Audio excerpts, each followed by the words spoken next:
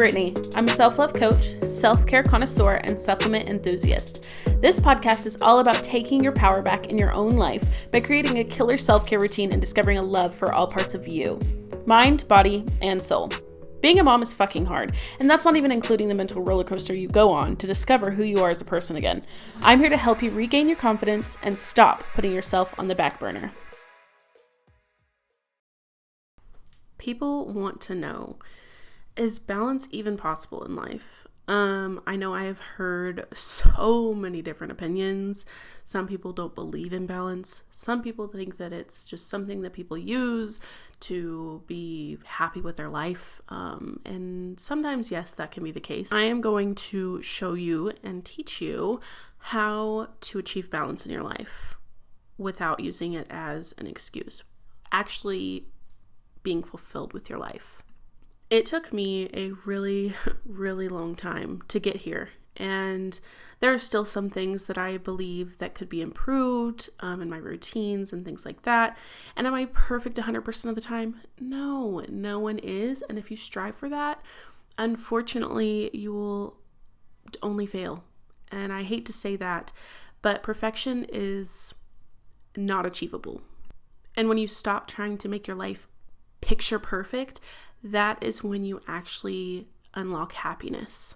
And I'm just going to give some examples from my life because I am 100% honest here. Yes, I'm a coach, but I'm human as well. You know,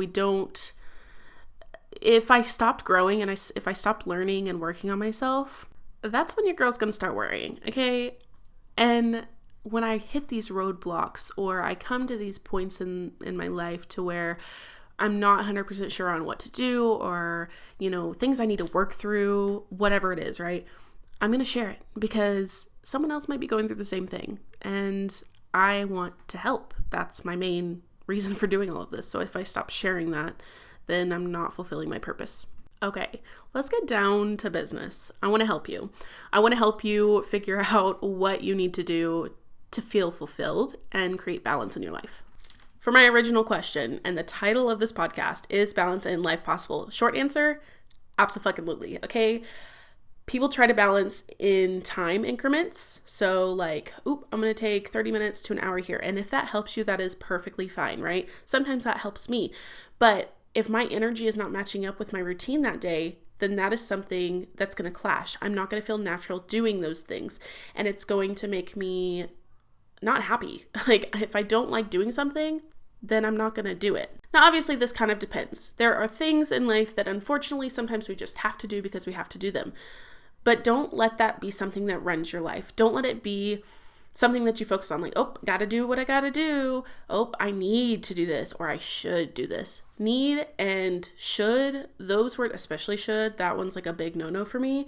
I've pretty much cut that out of my vocabulary. Every once in a while, sometimes it'll pop up, especially if I'm around someone that uses that word a lot. Like, I should lose weight, or I should eat healthy, or I should work out, or I should do this course online, or I should go to college. That was another thing that came up. And there's so many different things. You can fit this into just figure out what you use should in and try to change that. Reevaluate it. Is it something that you quote unquote should do? Or is it something like that you want to do? Is it something that lights you up? Is it something that feels natural to you? Something that makes you just feel good, right? Over the next week or so, try to catch yourself and replace that should. First, ask that question. Ask the question, is it lighting me up? Is it something that I feel like I should be doing because someone else said that I should be doing it? Or is it something that I actually want to achieve? And then change that word. If it's something you want to achieve, change the word to I want. I want to work out. I want to move my body. I want to eat healthy because it's a goal of yours. So you're wanting to achieve that goal. And so these things that you're doing, replace that because you don't have to do fucking anything. But if you want it, you want to do it. I want you to start trying to balance your life based on energy. Are you feeling positive? Like yesterday, for an example, I quote unquote should, we're going to change that, right? I wanted, because I really wanted to film or record a podcast. I wanted to because I love doing this. It's something that I've talked about it before. It lights me up. It makes me feel good. I just love doing it. It's something I love to do. But my energy at the time yesterday was not, it was clashing with what I wanted. I want to put out positive content. I want to put out like if I don't feel energized and excited, like ecstatic to do a podcast or ecstatic to make this post on Facebook or Instagram or get in my stories or connect with other people, then I'm not going to do it, because you would only be getting stagnant energy from me and not positivity. And that is not what I'm about. Just for an example. So try to use like balancing your life with energy, right? Instead of, oh, I should do this in time increments. So I love lists. I love, trying to figure out what I need to do for the day and making sure I'm getting those things accomplished. Yes. But again, like I said yesterday, if it doesn't feel right and doesn't feel aligned, then I'm not going to pursue it. When you're making excuses or when you're operating out of a negative space or a negative energy, right? And if it consistently keeps happening, that's when you have to reevaluate your mental health, for one, because that could be a huge part of it. Or are you just being lazy? Or is it something that you actually just need to cut out altogether? Because if you're constantly making excuses, more than likely you're just not into it. So you just have to look at it and really be aware of what you're doing. Are you self-sabotaging? Like, we need to figure that out. Okay, now I'm going to go a little more in depth with balance. So this is just a general idea. If you want to break this down into more categories, into more specific things, that is totally fine. That is completely up to you. But this is just like the 4 basic ones that I have come up with for my life that I try to find balance in, right? So number 1 for me, and I feel like this should be number 1 on everybody's list, right, is your health. That could be physical, mental, spiritual health, or all 3. Doesn't matter, but health should be for you. That should be your main priority. If you're not feeling good on the inside, then game over, sis. The rest of these don't matter. And I hate to say it like that, and it seems so negative, but it's so true, because if you're not feeling good, then these just won't work, right? And you'll understand why when I get to them. And with health, so many people try to do the cold turkey thing. And that could be with just this category. I feel like this is the main one that people try this with. They think that their life is going to change overnight. Honey, if it was that easy, wouldn't everyone do that? Find 1 or 2 things. And again, it could pertain to physical, mental, or spiritual health, right? So you can find 1 thing for each, 1 thing for physical, 1 thing for mental health, and 1 thing for spiritual health. Something along those lines, right?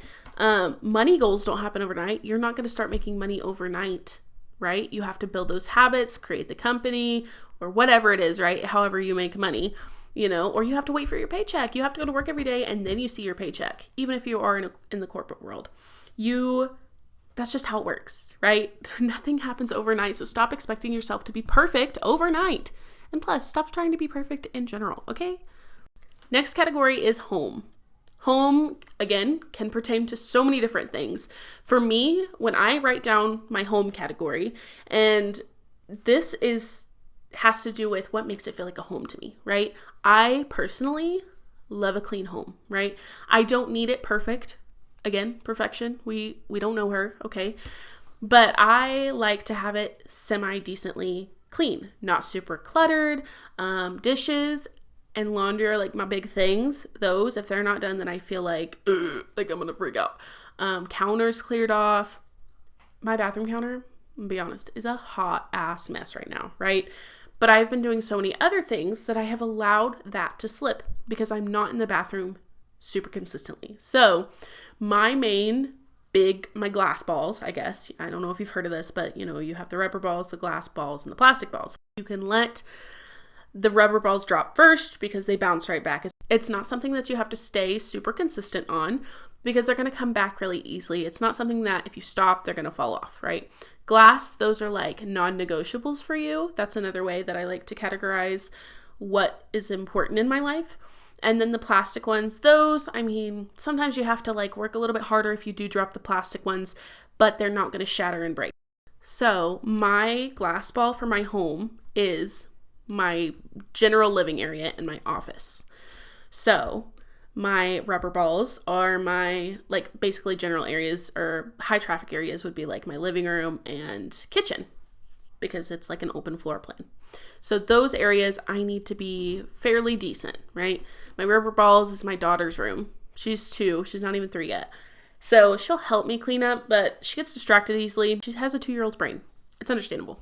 So those are my rubber balls. It's my bathroom counters and my daughter's room. My toilet and my shower, those I like to clean pretty consistently, because if they're gross, I feel gross. Okay, I'm done, I promise. The other 2 is motherhood and relationships. You're raising a human, okay? That is a fuck ton of work. And people say, oh, it takes a village. It does, but like most of us don't have a village, okay? It takes a lot of people. It takes a lot of energy. It takes a lot of time and effort and all of it to be a mom. These weren't necessarily in order. I believe health should be the first, motherhood, relationships, and then your home. But usually the home kind of coincides with the health, the mental health for me. It kind of depends on how you operate and what you believe is more important. But I definitely believe the health should be first. So for motherhood, what are my non-negotiables there? What can I kind of let slip a little bit and it be okay? Same with relationships. Like, what relationships are the most important to me? So just take into account what is important to you, who is more important to you, like what relationships are you trying to work on the most, So just write all of this down, take it into consideration, and then forgive yourself for the past, for the things that you can't do, for whatever it is, right? And ask for help. Ask for help. Because if you don't, and you have this long ass list, if you're trying to have a completely balanced life and do all the things by yourself, your number one thing, which is your health, is going to fall to shit. Okay? So you have to ask for help. Whether it's getting up early, finding someone to help watch your child or children while you're able to go to the gym, read, whatever it is, so you can have peace and quiet to yourself. Take a long ass shower, like simple things like that. Even if it's simple as 5 minutes, it doesn't matter. Like, ask for help. Write down the things that are your non-negotiables. Start with 1 or 2 things, and you can always change it later. You can always add on more later once you've found this balance. Once you've found an energy balance in these few things, you can always reevaluate and look back and be like, you know what? Yes, I play with my child or children, for an hour a day, right? Focused, consistent playtime with them, interactive playtime, whatever time it is. It can be 30 minutes. I'm not judging. But whatever you have written down, right? Maybe for me, it's like 30 minutes to an hour usually. Like, no phone, no nothing. I just sit there and I play with her. And then you can always be like, you know what? I feel like that might not be enough. Like, I need a little bit more in that area. You can add to 30 minutes. You can add an hour, whatever you want to do. But don't feel guilty. I don't want you to operate out of a place of guilt with this. Operate out of a place of fulfillment. Those are completely different, I promise. And if you do need a little bit more help on this or a little bit more guidance, feel free to message me and we can get you set up with a free coaching session. I hope you enjoyed this episode. If you did, please leave a review and share with another mama who could use some support.